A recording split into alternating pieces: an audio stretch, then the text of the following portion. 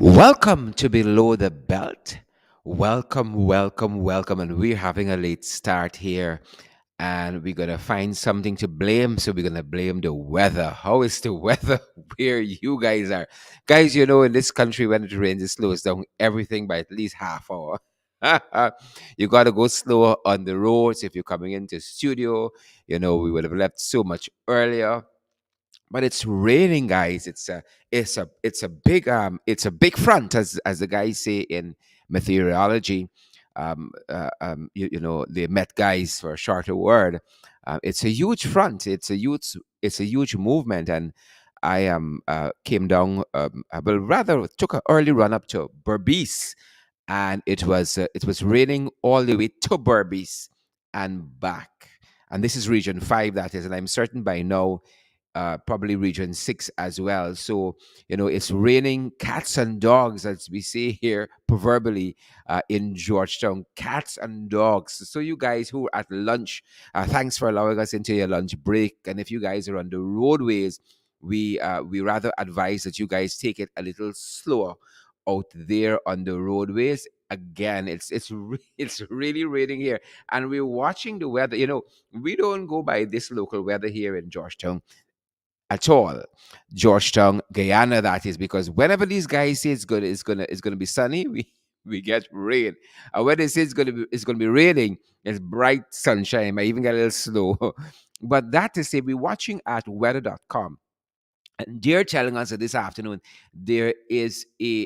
firstly, it's 28 degrees outside. So it's fairly humid. Humid. And there's a 24% chance of rain, but it's really raining here. And they've said that into the evening is going to be 26 degrees, and then it is 82% chance of rain. So it's a rainy evening ahead of us if you go by what weather.com is telling us. So again, they're saying it's 28 degrees outside with a 24% chance of it raining, and that percentage probability goes up as the evening progresses to 82% outside, guys. But we hope that you guys are dry, even if you're going to be outdoors, and warm wherever you are. And we ain't going to complain, because we know as you go further north, you go to North America, and those guys got it even worse. Karen McFoy, good to see you there, and Sharon McPherson, Shelley DeRidder, and George Anna, and Elizabeth Trim, George Griffith, Carol Jonas, Eileen Griffith Norton, Ines, Cecile Ogle, all you fantastic folks in North America and other places where the winter is coming in fast and furious. We are going to be thankful for this little rain we have here. We know that you guys would rather be here than there. I know, enough for you, I won't say it, but I know, and as a matter of fact, having left the US about a month ago, I know lots of people are planning to be home for Christmas. And I understand why, because we were leaving fall and heading. Well, you guys were leaving fall and heading into winter, and I understand why you guys would rather be here than there. That place cold, by. That's a freezer you all got there. So we're sending some of this warmth as much as we can. Kashama says it's a snowy Wednesday. It's going to be a snowy Wednesday. We're sending some of this warmth and tropical rain your way. Orlando Small says it's cold in Chicago. Well, Orlando, I know you'd rather be here than there. Natalie Grimman, I see you there as well. Natalie Grimman and Marilyn King. Tessa Waterman, good to see you. Tessa says it's cold in her neck of the woods. We'll be sending some warmth your way, Tessa, and all the other folks. Karen McFoy says it's cold in New York City. Junior Ramatar, what is the weather where you are?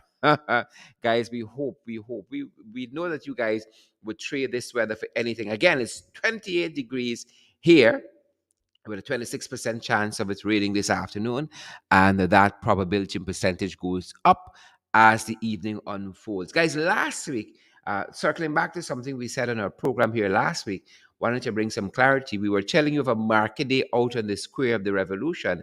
I later learned that afternoon that it was the International Decade of the People of, or rather, International Decade for People of African Descent Assembly, Guyana. They were having a grand one-day sale and exhibition out on the square of the revolution. And I hope those guys there do that more often. It was nice to see the square abuzz with activity. And again, that was on the 3rd of December, last Friday, the International Decade of People of African Descent Assembly, and this is the Guyana chapter. They were having a grand one-day sale and exhibition, and I hope those guys do that more often. Big shout out to LC, who is part of this group here. Love to hear Elsie every time I get a chance to hear her on social media or read something she's writing. So Elsie and team, they're down at the International Decade of People of African Descent Assembly in Guyana. Good to see each and one of you guys. We are discussing. Somebody's trying to come in while we're on, but guys, I am. We are discussing rather today. We are doubling back to a discussion we started last week in our program. This is the Tonika Calder story. And today we're talking about to serve and protect. And again, the Tonika Calder story, a very, very sad, heart wrenching story of the life and death of Tonika Calder. We're going to give you a synopsis of what this story entails. And I'm privileged this afternoon to be joined by Natasha St. Louis, who is a member of parliament. Privileged also to be joined by Catherine Hughes, a member of parliament. And very, very privileged to be joined by the Region 3 Vice Chair soon enough in our program. And this is Kamal Prasad. She is the Region 7 Vice Chair, and more pointedly hails from Bartica, former Deputy Mayor of the municipality of Bartica, and very privileged to be joined by all of these powerhouses and heavyweights for women. Again, Natasha St. Louis, Catherine Hughes, and Kamal Prasad. They are going to be joining us. I think we're going to get to Kamal joining us a little later on in the program, but we do have Natasha St. Louis and Catherine Hughes with us. Ladies, welcome and a very good afternoon to each of you. Good afternoon, Carol. Good afternoon to your listeners. Kathy, do we have you there as well?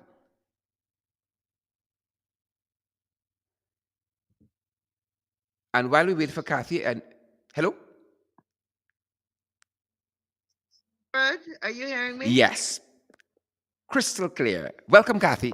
Wonderful, wonderful. Great to be with you this morning. And greetings to all of Guyana. Keep warm on this slightly lower temperature day. And Kathy, I know we ain't gonna complain here because we'd rather have this lower temperature day, quote unquote, than a freezing cold, freezing cold day elsewhere. Absolutely, I'm grateful. I recall days spending a Christmas with a sister in Washington, D.C., and shoveling snow. So I think we're privileged here. Yes, yes, and I hope we have the. But I didn't see any reported instances of flooding yet because we might not be privileged to shovel snow, but we might be bailing water. That's very true, and that is a sad situation for us. Yes. Yep, Kathy, how is the weather where you are? I'm on the East Bank right now. It's very, very wet. We've had a lot of rain most of this year, and of course, in the last couple of weeks. So the plants are practically drowning, but they're still sopping up the water. Great, Natasha. How is it where you are? Well, Sharad, this is a really nice weather for, a book and a nice cup of tea. Take your mind out of the gutter, Sharad. It's a nice weather for a book. But Sharad, I must let you know that I'm en route to my constituency, which is Region 5. I received some calls last night, early this morning. Um, Parts of Region 5 is under water. At least the Rosignol area, where they also are experiencing unprecedented high tides, and that is compounded by the heavy rainfalls. And so I said to my contacts there that rain or sunshine, I'm coming tomorrow. And it turned out that it's a rainy day, but I'm on my way to my constituency. to meet with the residents there and see what can happen. Very nice. And you know, part of the tragedy of the governance system in this country is that you have absolutely no funding available to the opposition as it obtains in places like Jamaica, for instance, where you can do different projects for your constituency as a member of parliament, and all of that is part of the governance structure. Once you're out of office, you have absolutely no public funds that is to your disposal to do any meaningful work. And we know sometimes the talk is always, what are the opposition MPs doing?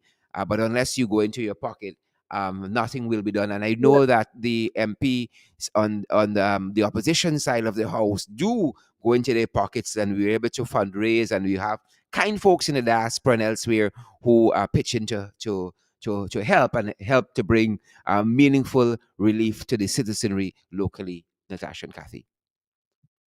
Yes, Sharon, I'm glad you touched on that because just by way of example, in England, every single MP actually is gets an office that is funded, a physical location where you can meet members of your constituency who can come and sit down with you and speak with you on some of their challenges, and you work, of course, to finding solutions and serving them. And then, of course, you also have assistance that's given by the country for to hire someone to assist in research and the proper operations of that office. And it's sad that in a country like Guyana, especially with the added resources we're saying that we're going to have access to, that we don't start to consider how, if we want a true democracy, both sides, all your representatives, whether they are in government or in opposition, how is it that we can give them the means to do even better? So I do compliment um, Natasha, who's out there today. And, we just keep trying to do the best. We are part time MPs in terms of funding, the stipend we get, but we work full time. So, just by way of sharing some information on what happens in other countries. Fantastic. Thanks both Kathy and Natasha. And Kamal is going to be joining us later on in the discussion. Fingers crossed, God willing. That being said, folks, I want to turn our attention to the Tonika Calder story as we look at this whole notion of policing and the police force serving and protecting. And Tonika Calder was an 18-year-old who went to the police station on the East Coast, two police stations, to make a report out for rape. She was sent from one police station to the next. And the treatment of Calder was as though she was the perpetrator, as against being the victim. She ended up ultimately at the Covendron police station, where the officers there didn't treat her nicely at all.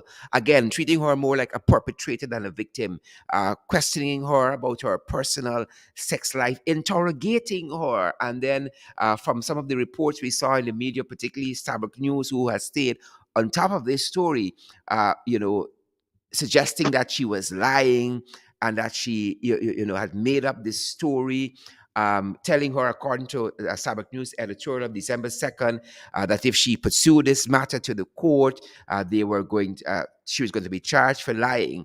And so far the summation is that because of this harsh negative treatment by an alleged victim of rape, Miss Calder, who was barely 18, took her own life, sadly. And so the Guyana police force has come once more under the microscope, for public interrogation, and the way in which victims of domestic violence and of rape and all of these ills and scourges in our society has come also in for scrutiny, the way police treat with these matter. And so it's into that discussion I welcome both Natasha Singh Lewis and Catherine Hughes, both members of parliament.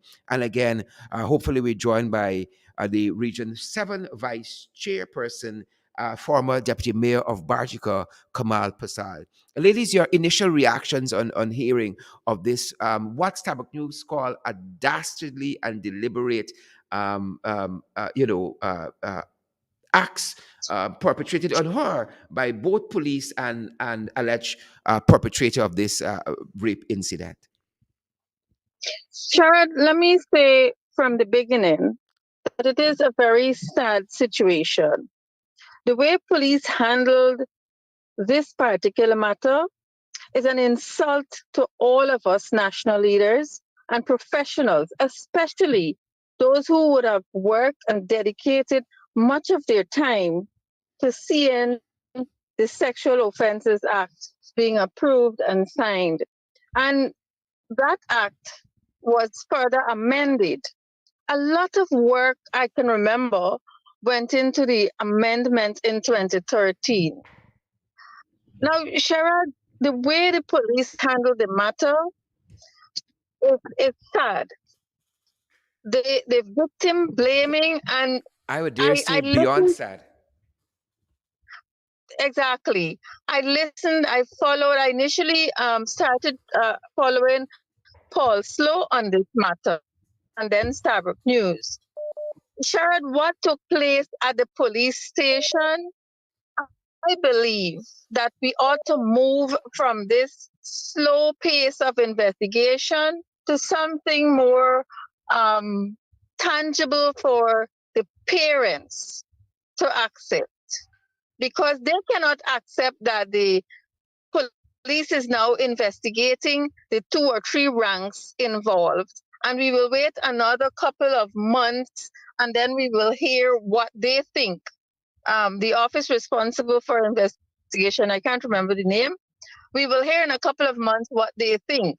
The commissioner of police called in the relatives of Miss Calder, and they took statements and so on. So I want to go a little bit beyond the police here. Proceed. The Ghana responsible, no, sorry, the Ghana Human Rights Association called out the police on this matter. They have issued a very strong statement. Actually, they said that they believe that the matter was treated in a cruel and inhumane way, and possibly it was illegal treatment the way Ms. Calder was handled. Let me say to you, Sherrod, subsequent to those strong statements from GHRA, the illegal attorney general, the installed attorney general, called out the Human Rights Association. He is questioning where their finance is coming from. Can you imagine what kind Bizarre. of tactics he is using to shut up this association? Now, when we need all of civil society, we need every leader, we need everybody to come out and speak up on matters of rape. And Sherrod, I want to say to you that rape is a form of violence. We are currently in the 16 days observing international elimination of violence against women and girls, Correct. which will come to an end on the 10th of December. Yeah. Yes, How actually, how is it? just let me give members of the public the right phraseologies. There is 16 days of activism against gender-based violence under the team Orange the World, End Violence Against Women Now. And this started on November 25th, and as Natasha says, it runs until December 10th. Quite interesting. Yes, thank you very much for that, Sherrod. And during this same 16 days period, the Attorney General on his weekly program called out the association for making representation, for making a statement on Ms. Calder's suicide. Sherrod, That is more than sad, but that's where we are. I have said on a subsequent program that we have adequate amount of legislation and regulations in relation to violence against women, any form of violence. But what we don't have is adequate implementation. One aspect of implementation is the police. Correct. And Correct. we're not getting the service that the police is supposed to provide for us. Agree totally. Then, Natasha, as you're at this point, I want to welcome Kamal Prasad to the discussion. Again, the Region 7 Vice Chairperson, and she is also the former Deputy Mayor coming out of Bartica. And while we take this pause to welcome Kamal, I want to invite you guys who are joining us across social media to share the live stream. Samo Williams, we see you there, and Claude Wharton. Is it Michelle Webster? uh, Shaloma, rather, Falanda, Elizabeth Norine, good to see you there. Wendell Harry, Leslyn Charles, Sito Williams, all you fantastic folks across social media. We encourage you to share the live stream so that other persons can benefit. And again, welcome, Kamal. Thank you so much. Good afternoon, everyone. I'm happy to be able to join from the beautiful township of Bartica. As MP Kathy said, the weather is not the best today, but we are grateful for even the rain, as our friends, like you said, are experiencing the cold up north. Fantastic. Thanks again for joining, Kamal. Kathy, your intervention there. First reaction to this whole bizarre, sad story. Sharad, this situation and this event is just horrific. Horrific because on every single level, the Guyana Police Force failed to deliver proper service. They failed to protect this young lady in the aftermath of this rape. And, Guyana has failed once again a young person. Now, why I say that this is horrific, because it is hard to imagine that a section of the police force, some police officers, who we assume should be at least trained, a police service that should have at least protocols on what you do in such a scenario. How is it possible for so many errors to be made in such a heartless manner? And here I'm talking about failure in the way they actually received the report of the rape, failure in the interrogation process, failure in blaming the victim, blaming. There are so many things that went wrong. It is hard to understand. Um, if I could go into a little more detail Go right ahead, from Kathy. the interrogation process. You know, people forget that the tone and the attitude are so important. And it's interesting because I was doing some research and I came across the New York State Coalition Against Sexual Assault. And they have a handbook that they produce and share with police officers in the US.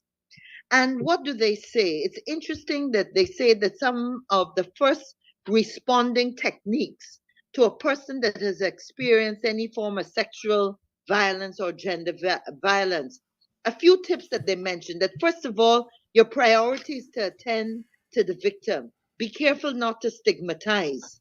Mm-hmm. Preserve Mm-hmm. evidence. Preserve evidence.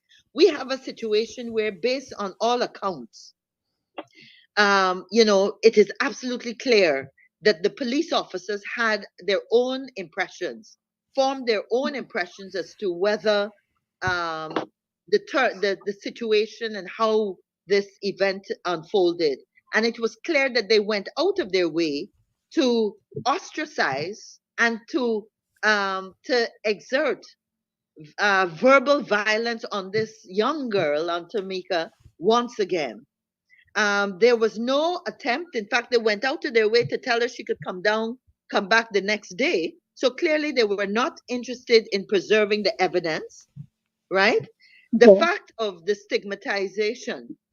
There's a law that I'm going to quote later in the program that's in the US law, where in terms of the interrogation, you're supposed to find a quiet, very private room, and it actually says only the persons directly and immediately relating to the interviewing of the particular victim, that is the victim, a social worker, or a rape crisis advocate or psychologist, Mm-hmm. or any other professional providing emotional support, and also anyone that the victim chooses, such as a parent or guardian, those are the only persons that should be there.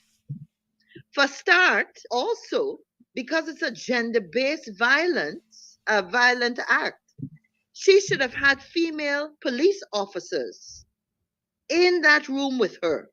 Instead, we had, I understand, and you could correct me, but from what I gather, we had three male officers who actually had the perpetrator in the room causing a confrontation, and then he say, she say. Correct. So Correct. it was absolutely clear that they were not interested at all in going out of their way to preserve to reassure this victim that we were going to police, that we were going to protect her at this time. Mm-hmm. There was no consideration of the trauma that she went under, how she would be feeling. In situations like this, they say again, every effort must be made to relieve the victim of possibly feeling shame or self blame. Mm-hmm. Yeah. As a matter of None of fact, these part of the things. reporting, nothing from the reporting suggests that there were females present, one.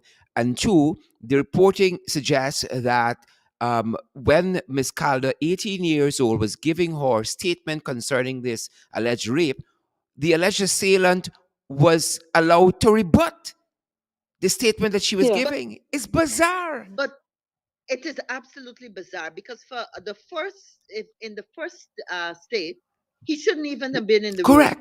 He Correct. should not even have been in that room. We know from watching those TV movies and so sometimes CSI Miami or whatever it is, they just have to be passing outside in the corridor, and Correct. you could see the Mm-hmm. frenzy to ensure that the victim is not even going to see or be put out by the presence of the individual.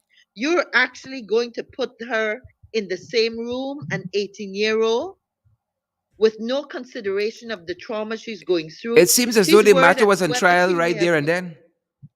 Yeah. exactly. They took on the role of judge, and I And will use jury. the word Mm-hmm. executioner and Mm-hmm. jury. Mm-hmm. There was no Yeah. consideration of the trauma she would have been feeling with regard to whether she would have contracted a sexual disease, a sexual transmitted disease, Mm-hmm. whether this could lead to an unwanted pregnancy. All these are real things. And you know what? In 2021, it is totally unacceptable for women in this country to still be dealing with this nonsense. Yeah. Absolutely. Organizations like Help and Shelter have gone out of their way more than nearly 30 years ago to be giving us and helping us to be aware, and Yeah. many other NGOs. You're telling me the police force can't step up right now? It's sad. It's very sad. Miss Kathy, Kamal, Sharon, please allow me. I wanted to give Kamal an opportunity to jump in since she hasn't had a chance as yet. So bear with us, Tasha. Okay, Apologies. that's Kamal, all jump right. in. Yes, thank you so much, Sharad. Before I make my comments, this is beyond heartbreaking, troubling, and sad.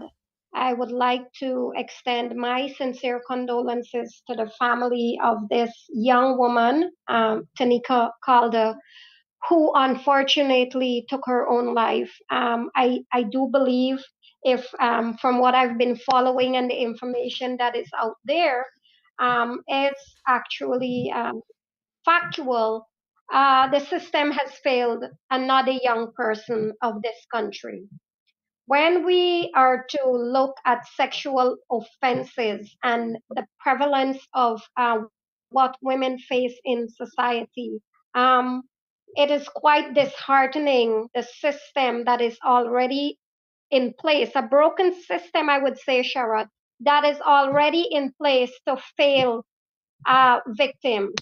This is beyond the police force, in my view, because it has been happening.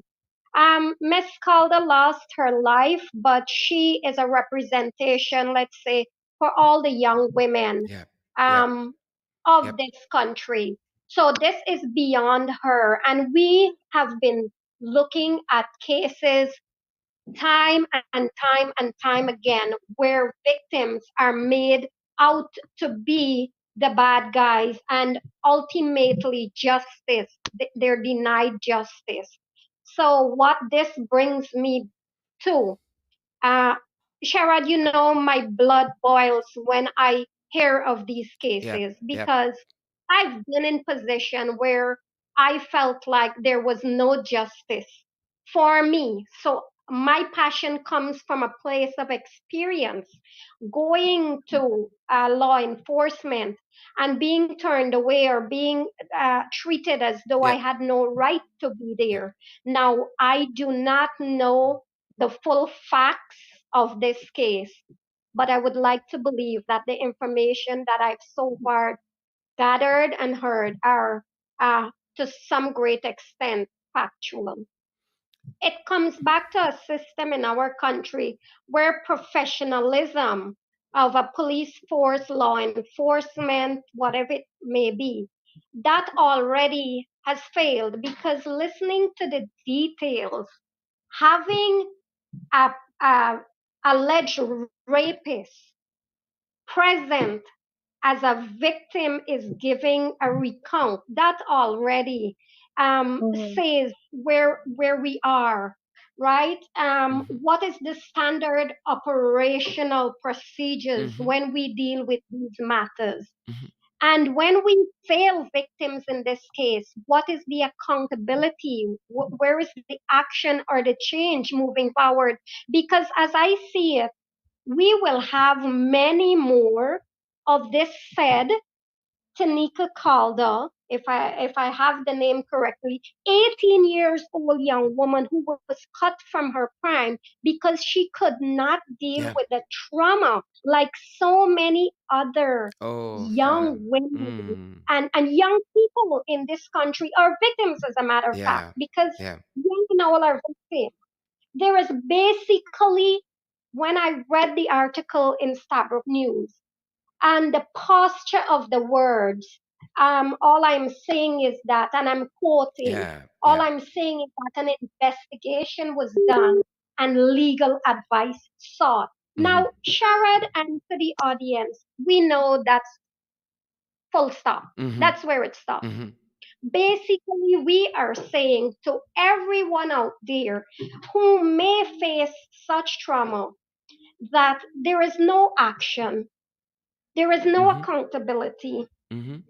and and and where are we heading? As MP Natasha rightfully stated, we say, we use these words, zero tolerance and advocacy, and we're in 16 days of activism. Where is the activism? Just talking about something when it happens, and then there is no change within the system.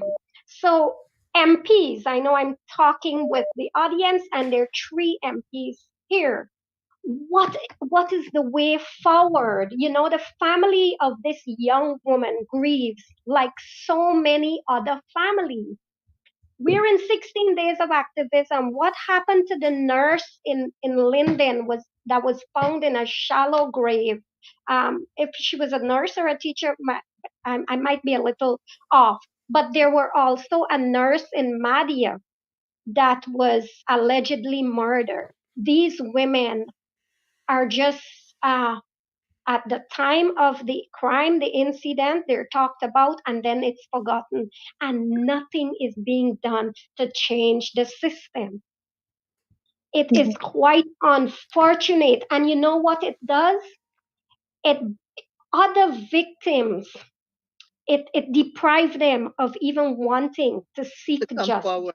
Well, Exactly. I And know it Natasha wants. Yeah, also it also enable the perpetrators, these people that are out there taking advantage yes, and yes, sexual yeah, offense. yeah, We have it in the yeah, laws, and we say break the silence and end yeah, it, and we yeah, say all these fancy words. yeah, But if we cannot go to the one place yeah, that we should feel safe, whether it be a boy or girl, a woman or a man that was yeah, in the most inhumane way violated, yeah, I think rape is one of the human violation that the trauma. I don't believe that a rape victim truly heals and move on yeah, from that violation of their body.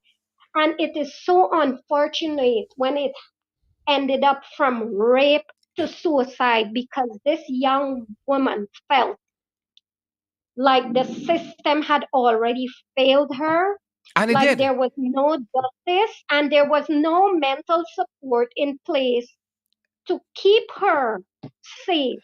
Come on, So let it us is call it quite thing what it is. It unfortunate. failed her. The system failed her. Yes, You have a big Yep. of international course. theme about orange the world, fund, respond, prevent, and collect, Nonsense. right?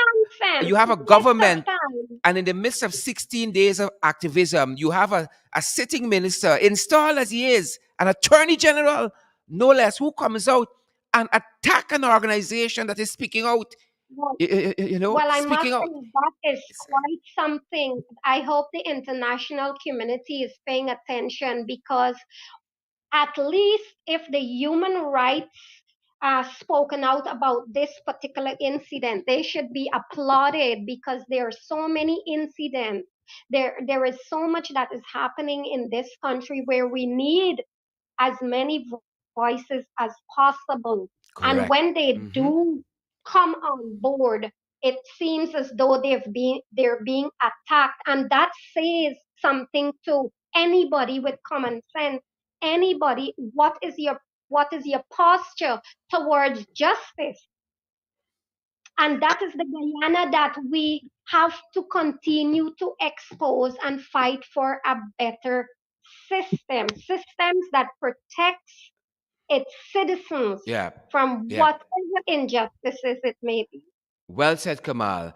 Folks who are now joining us, you are tuned into Below the Belt with Shara Duncan. This afternoon's theme for discussion is to serve and protect the Tonika Calder story, and I'm privileged to be joined by some distinguished women. Natasha Singh Lewis is a member of parliament. Catherine Hughes also is a member of parliament, and Kamal Prasad is the regional vice chair for Region 7, a very, very important region. And she's also the former deputy mayor of Bartica. They are all part of the discussion this afternoon for those of you who are joining us now. And I know Natasha wanted an opportunity to jump in there. Natasha, go right ahead. Thank you, Sherrod. This might be my last contribution because I'm almost where I have to be. Um, Kamal, I hear so much emotions in your voice, and I know you're passionate for change. I hear you ask, "What do we do?" And I also hear in MP Hughes' statement, she referred to the confrontational method.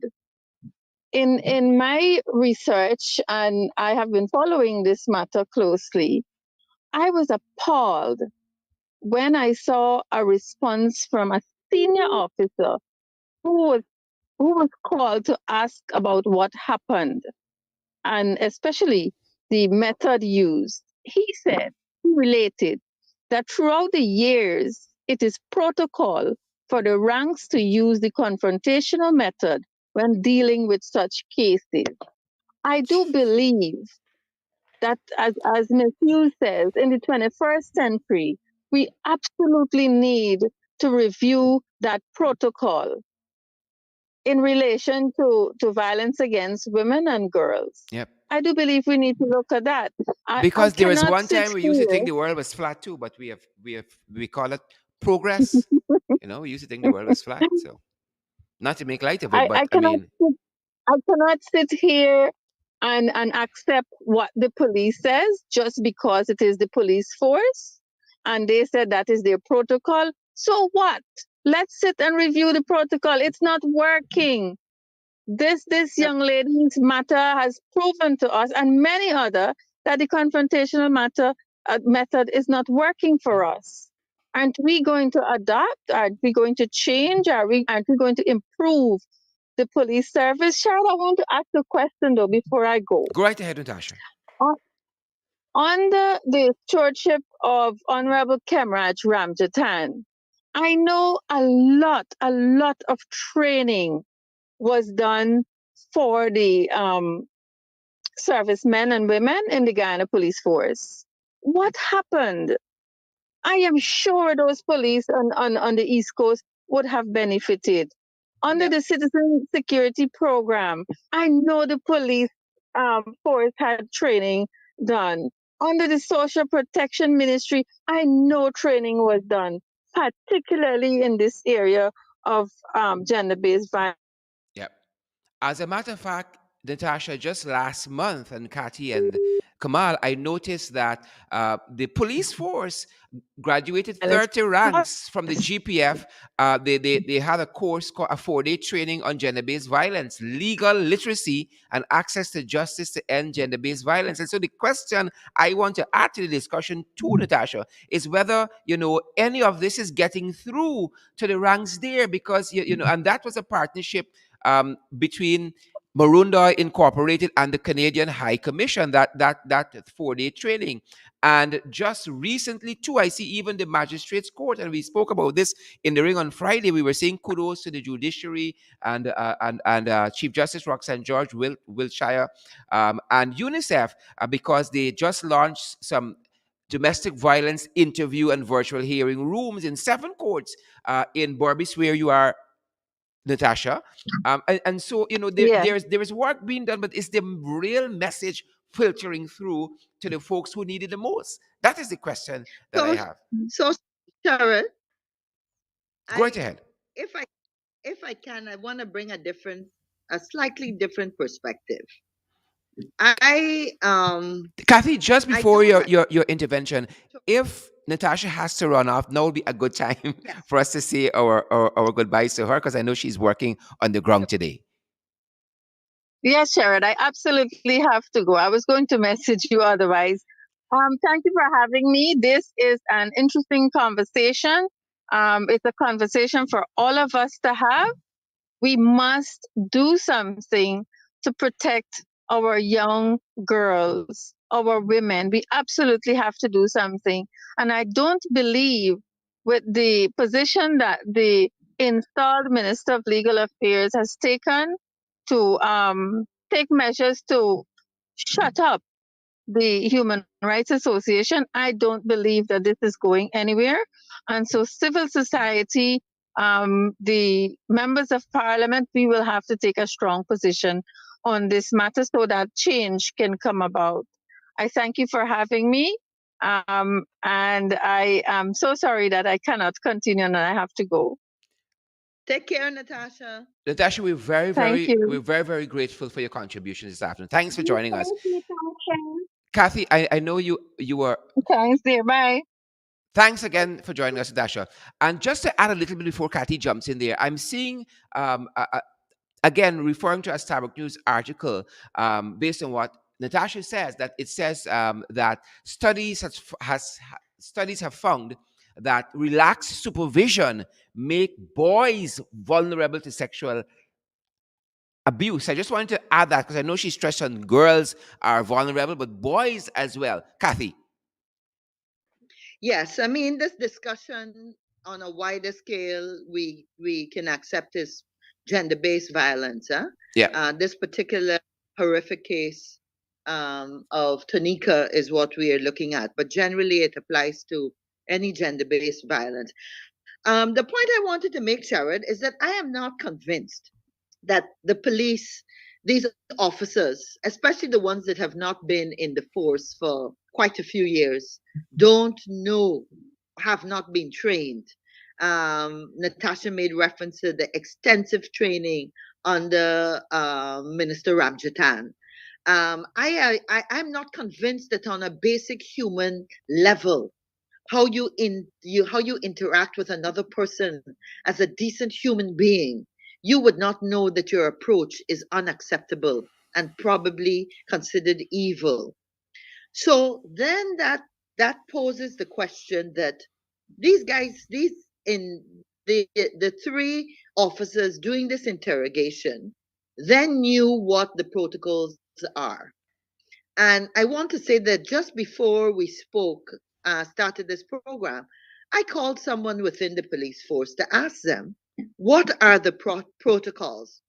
Because I couldn't believe that after all these years, we didn't have some kind of standard operating procedures within the force itself. Mm-hmm.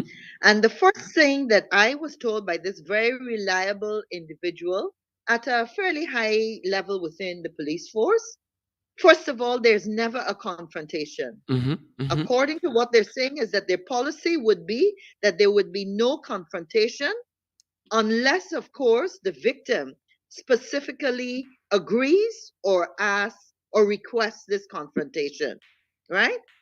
The second thing is that from the time the report is made, the ranks are aware of who the individuals are within the police force, within specific locations that are in specific divisions that are responsible and handle gender based violence, sexual crimes associated with sexual violence. So, Tanika should not have even had to go to two locations. From the time she went to that first location, Mm-hmm. they should have put her straight on a pathway towards the right individuals, the female officers, persons that are specifically trained to deal with these kinds of cases and reporting and investigations. So none of that happened.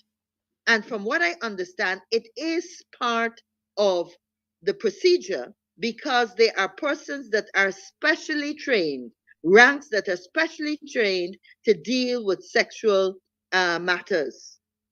So this is where we could see Yep. that there's a total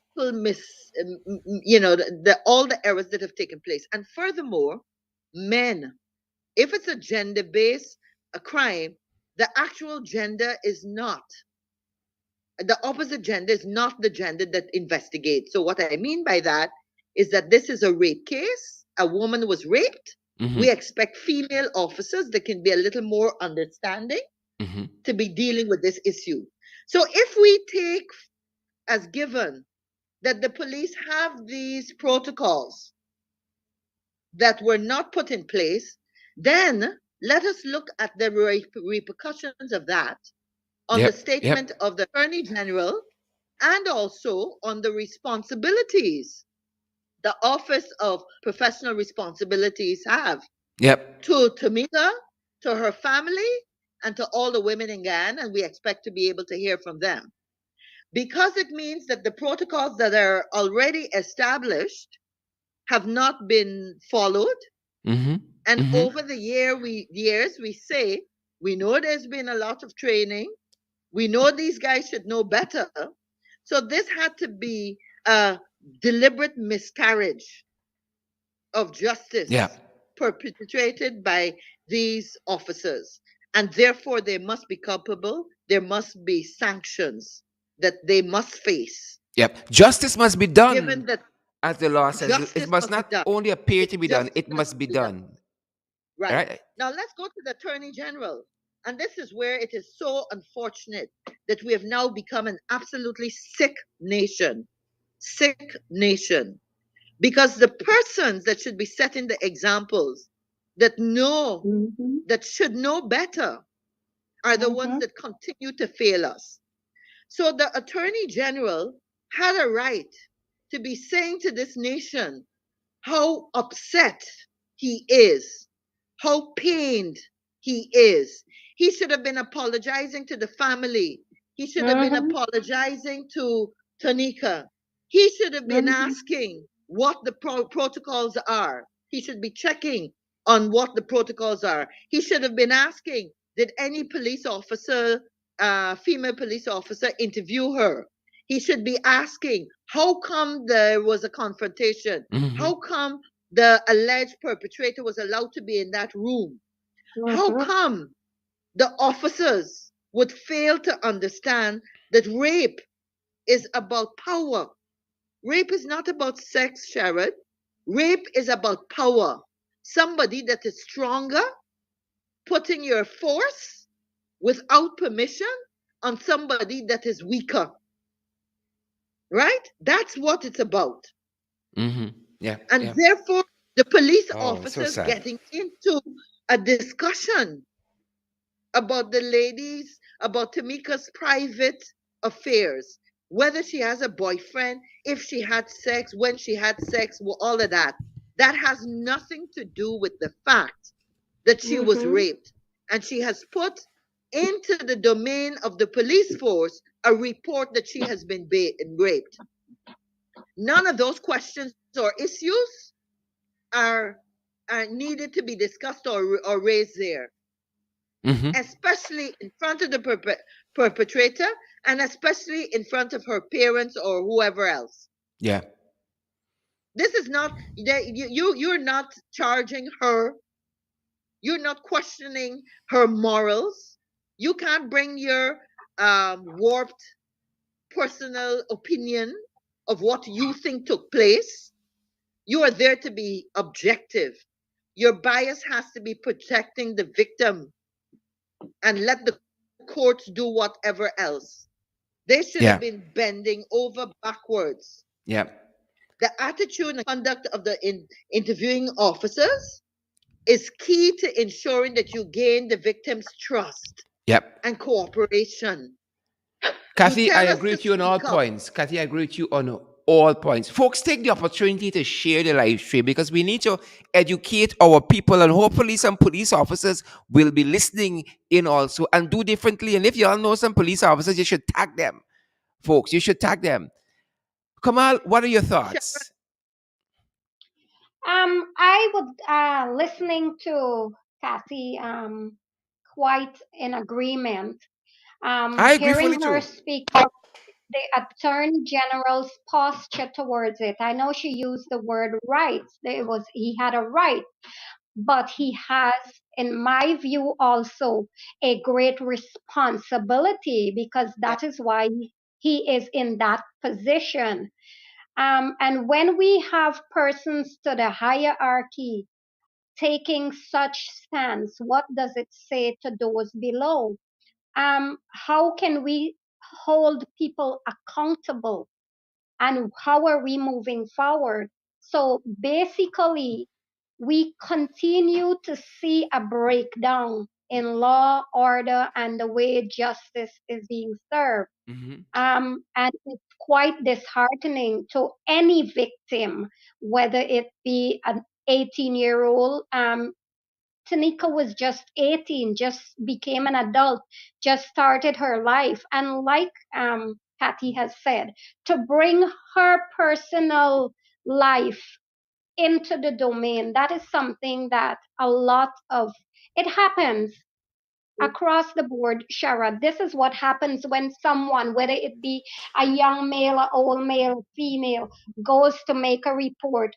What does it matter, even if this person does prostitution? Now, I'm not advocating or saying that prostitution is right, but it matters not what a person do in their with their body in a personal way. The justice system and the laws that are there are to protect and to ensure that justice is served. And just disheartening, very, very disheartening. And of recent times, this is what we're seeing happening, where the lawless has somehow become the law, and the law seems to be the lawless thing. Like in so many Fantastic cases, point. Fantastic point you're raising, Kamal. That's a tremendous, that fantastic is point. what is happening Yep. in Guyana Yep. of recent Yep. time. Anything that is lawless seems to Yep. be taking precedence over what is law. Where is justice? And Where are we heading as a nation if we continue to talk about our natural resources and that type of wealth, but we do not develop a country that is fair and just in law? Then we we are doomed. not We done with. serving the people of this Yep. country. Yep. There is, and in almost all cases there is no accountability, and the people that are in the positions to ensure that change comes and things being done in a professional manner. Sometimes it's so disheartening. I'm so sad to say it that most in recent times it seems like they're more lawless Kathy and Kamal, than what has I actually want to pick happened. up on that very point in the last moments of our conversation here on our podcast. You know, it seems as though the law has become lawless. And I will put it back to August 2nd, 2020. It seems as though everything since then has become the decadence that has become the Guyana police force. I just want to highlight a couple instances to bear out the point that we're making. There was an election in the police association that was quashed because apparently the right people didn't get elected. The Caribbean Police Officers Association came out and said they do not recognize anybody elected in the second elections there. You had the firing of the Guyana Police Force chaplain over prayer. The man pray against the corruption and a whole bunch of other stuff. He was fired, and lately we saw them pull back. After that, we saw them pull back that. We saw the police commission and the alleged interference by the installed President Irfan Ali, and we know that this is a court issue right now before the High Court. $300 million missing from the Ghana police force. Not thousand, million, $300 million. And this is a matter of litigation right now in the magistrate's court. You got the Faisal Karimbash report where young women in the police force alleged sexual misconduct against this high-ranking officer. All right, and this was a matter that came up before the police service commission as well. Right, and then you had police top brass saying that they did not know who ordered this SWAT team to go that ultimately killed Orrin Boston. You got questionable circumstances where members of the public also, in addition to Orrin Boston, have met their demise by police hands. It seems to be a rolling back of all the efforts the previous administration were trying to make. And Natasha Singh Lewis pointed out what happened to all them training the police force went through in domestic gender based violence in the recent past, under the past administration. Like they've thrown everything, they've thrown all the laws, all decency, all ethics, and everything out the window. Where are we heading, women? Kathy and Kamal, where are we going? We've tended to a lawless state when it comes to a lot of things, and we know that we saw that even as we speak, when it comes to the Henry boys and how investigations are done and how victims are being treated across the board, and that is just so unfortunate that Guyanese need to stand up and they need to realize that when you do not have a justice system or law enforcement that is fair and just and serves the people of the country, then where are we heading? We in a bad place. Yep. We're Yep. Yep. in a bad place where we have and to take this just to this particular line or few words, legal advice sought or an investigation will be Mm-hmm. launched, and Mm-hmm. basically that's the end of a story, Yeah. whether it be uh, a maternity death whether it be any sort of injustice that Guyanese face and seek answers, or simply closure, or just knowing that their country is set up in a way to offer them some form of comfort. Mm-hmm. Now, just talking about this, imagine how many more young persons that would have taken their life, or in this case, who face sexual assault. Imagine what those persons are feeling, Yeah, just having to relive or to go through the details of this one particular Yep. case. Yep. And again, I would closing saying, if we do not work tirelessly to have a system in place that is a standard based on professionalism, following protocols and standard operational procedure, and accountability from any party when they fall short, then we will not be truly moving forward. You cannot say you're progressing and you're developing a country when you're going backwards. So, days where people can't simply go to the police station and make a report and feel, have some Yep. form of human dignity Yep.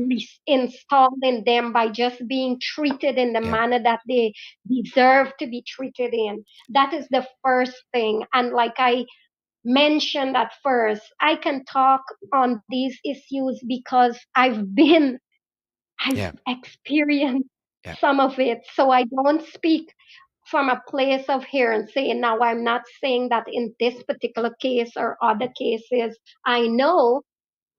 Yep. I just, whatever information is available there, but I know how I was treated as a victim as well. Yeah. And this was decades ago, and it's so unfortunate that we're still at that place, and even getting worse, where a victim is made out And to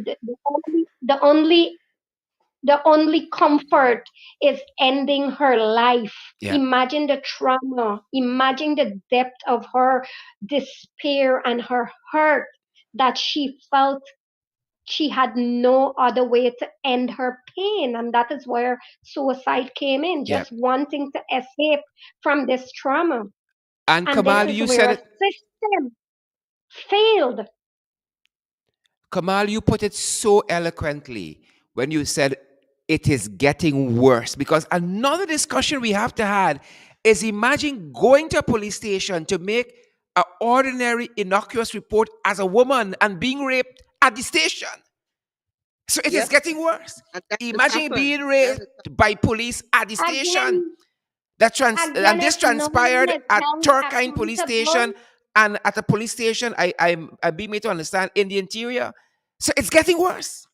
That's another Sharon, discussion. Kathy, go right Sharon, ahead we have with to your final remember thoughts. recently, right now, according to what we've seen in the press, 47 police officers are before the courts. Yeah, And as we know, two have been sentenced to 25 years yeah, for a rape of a woman, yeah. right? At a police station. So, but yes, at a police station.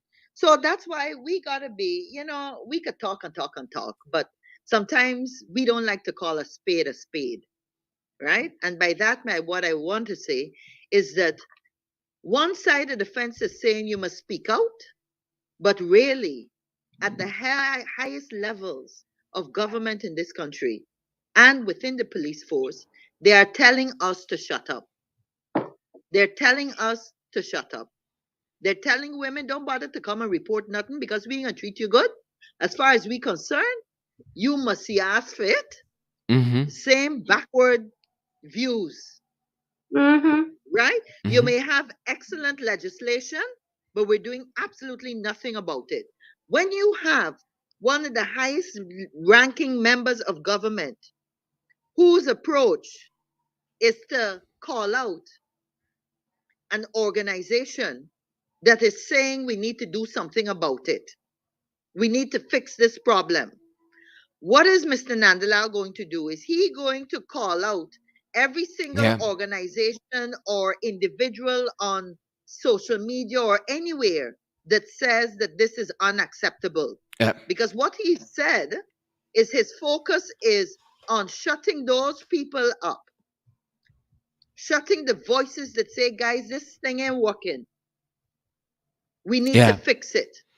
It's Ca- exactly Uh-huh. the same problem we had with the Henry boys, where we were not interested in dealing with how we treated them in this most painful and heinous crime. mhm.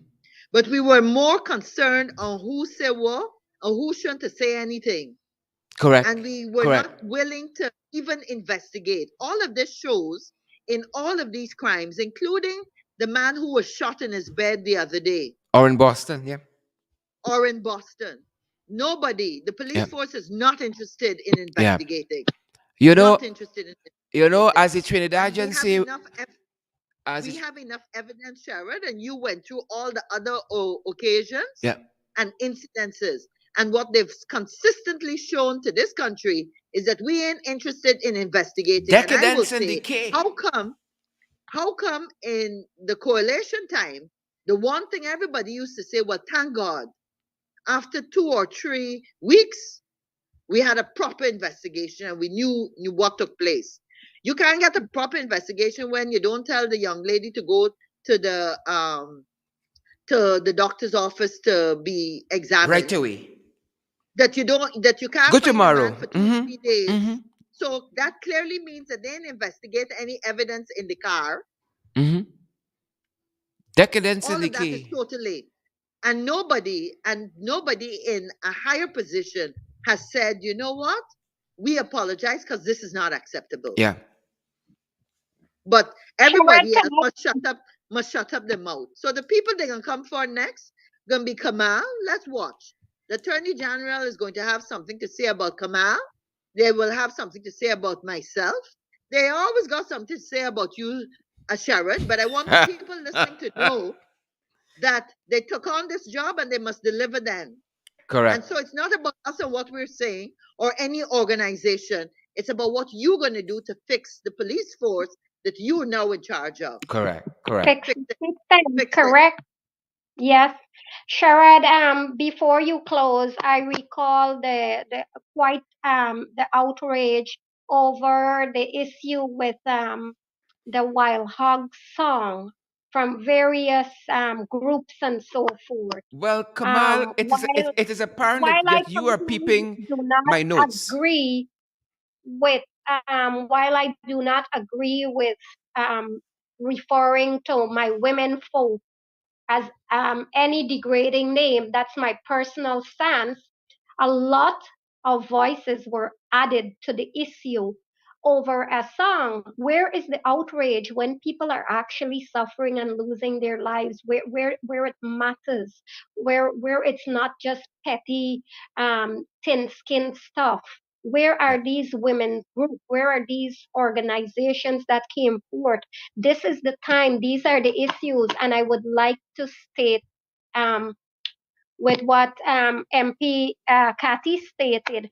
This is not, whatever I have to say is not in any way attacking on any one. It is a system that needs fixing, and if we are serious about governing this country and changing the course that it's on, then we will take our responsibility seriously and do the right thing. It is for the benefit of future generation, the children, the system that we would put in place. This is not an attack on any one Yeah. particular person or anything like that. Yeah. And that is where a lot of politicians in Guyana gets it wrong, and they're ready Yeah. to lash back and that type of thing without realizing what is being said is to the benefit of changing the course and doing right by our motherland and ensuring that we have systems in place that protects its citizens.